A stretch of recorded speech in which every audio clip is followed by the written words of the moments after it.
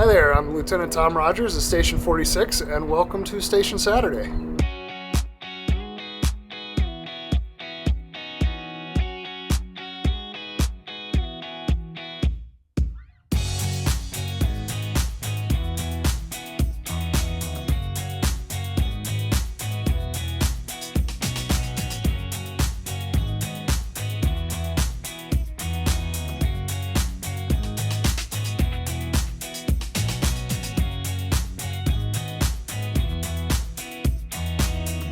So Station 46 is actually a fairly weird station. The front of our station actually faces a non-existent road. This station was built in 2006, when it was opened in 2006 with long-term plans of J. Morgan being put through. So we'll have a drive-through station. As of right now, it hasn't come through yet, so the front of our station actually looks like the back. In the front of our station, we have our community room. It being the COVID era, however, we don't have community meetings up here just yet. So what we've done is expanded our community room to an additional workout room.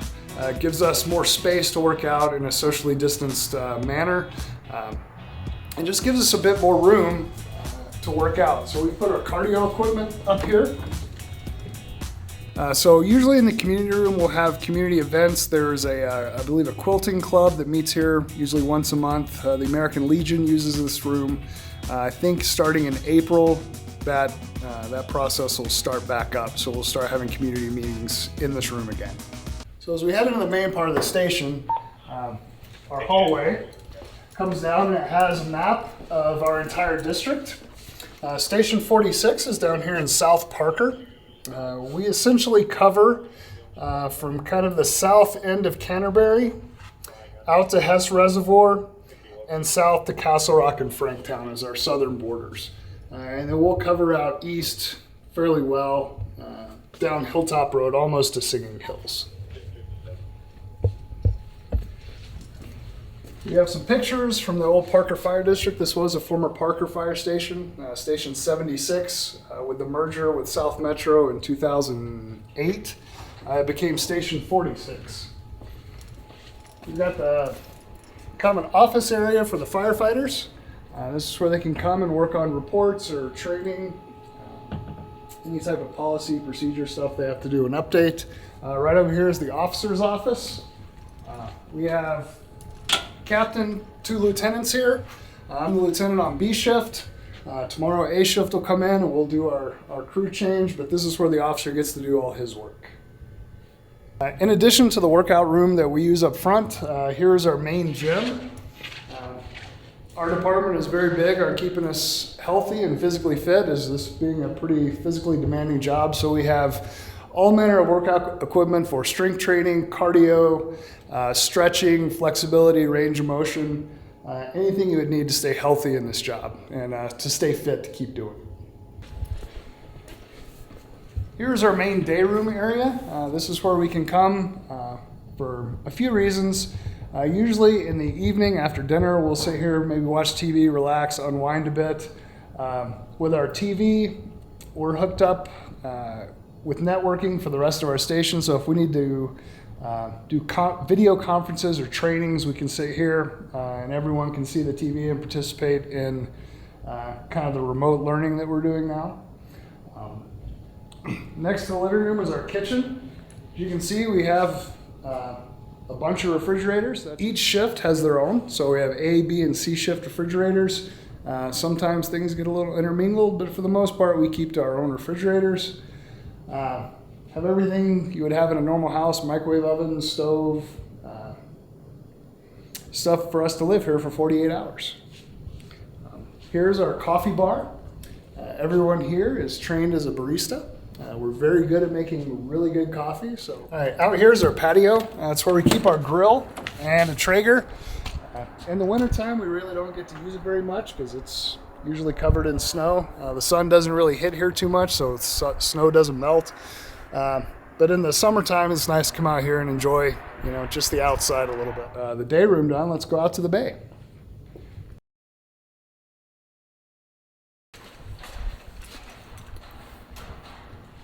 So at this station, we house a Type 1 engine, a medic unit, a tender, a Type 6 brush truck. As you can see, we also have the Snowcat, which I believe you guys have done a Fleet Friday on in the past with firefighter Pavone. And we also have a 3,000 gallon water tender. In our first due district, in second due, we have a lot of places without fire hydrants. So we have our tender to bring the water to the fire if we don't have the fire hydrants located within that area. For us, we take what's toned. So if our engine gets toned, we'll take the engine. If our brush truck gets toned, we take the brush truck. The only exception to that is sometimes in our first due district, if it's a fire in an unhydranted area, we take our tender with us. That way we'll have essentially 4,000 gallons of water right off the bat. All right, so also in the bay, we have our gear lockers. So everybody has their own locker to keep their gear when they're off duty. And then we have our laundry, which will clean like our bay towels and any of the stuff we don't want mixed in with our personal laundry. We also have a laundry room on the bedroom side for uniforms, station towels, bath towels, things like that. We try to keep everything separate to keep contamination to a minimum. We also have an extractor for washing our bunker gear. So anytime we go on a structure fire or anything with potential contaminants, we can come back and wash our gear right at the station. And not necessarily have to send it off to be cleaned. That we can do that all right here. We also have our foam trailer, which we refer to as Bubbles. It carries Class B firefighting foam. We have 530 gallons of foam concentrate on here for fighting any liquid fuel fires. It's the only trailer like this in our district.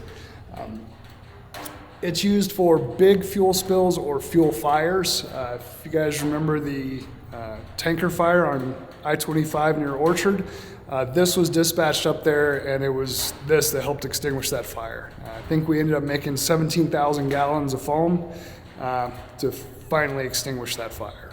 So as you can see in our bay, we have garage doors on the east and west side of our station. Like I mentioned in the first part of this video, this station is designed to be facing J. Morgan Boulevard, but it hasn't been put through just yet. So when that gets done through the county or city of Parker, we'll have drive-through bays. It might take a little rearranging for some apparatus, but hopefully that'll happen before I retire. So on this side, we have our spare gear room. So everybody at South Metro is issued 2 pair of bunker gear. We all keep our spares in here. This is also where we keep our coveralls for medical responses. We also have some cold weather gear for the Snowcat. Everyone here is considered part of the Snowcat team, so we have, cold weather pants, coats, boots, stuff like that to keep us warm if we have to get deployed out on the Snowcat for any length of time. Next is our supply room. This is where we keep all of our medical supplies. So when we run medical calls, we come in here to restock. We also carry our station supply items in here. And lastly, over here is our tool room. It's just a small workshop that we handle any minor repairs and things like that we need either on the apparatus or within the station. So at this station, we also house an EMS supervisor for Battalion 4. He has an office right over here. This is also the side where all our bedrooms are. Everyone has their own bedroom here, but one of them got converted to an office for when the EMS supervisor came here. This is his office. Sometimes it gets converted to a bedroom if we're running heavy on staffing, but this is where he works. Our bedrooms are separated from the rest of the station, so if we want to get a little quiet time by ourselves, we don't have to be in the midst of everyone to do that. So this is my bedroom. This is, being one of the old Parker stations, one of the things they did is they made bedrooms big enough for 3 beds, so each shift gets their own bed.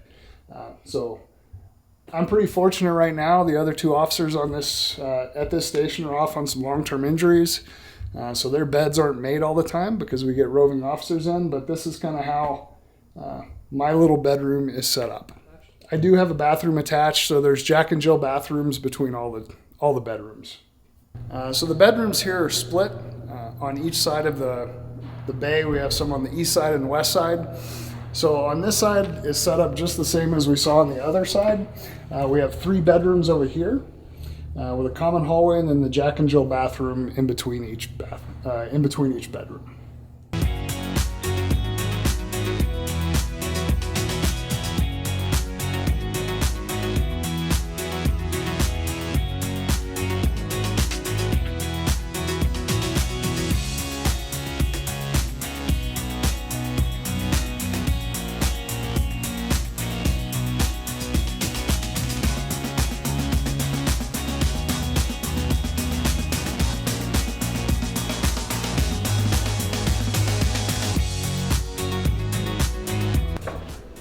See who goes next. 17, you're up. All right, well, thanks for dropping by our station for Station Saturday. Feel free to come by Station 46 at any time.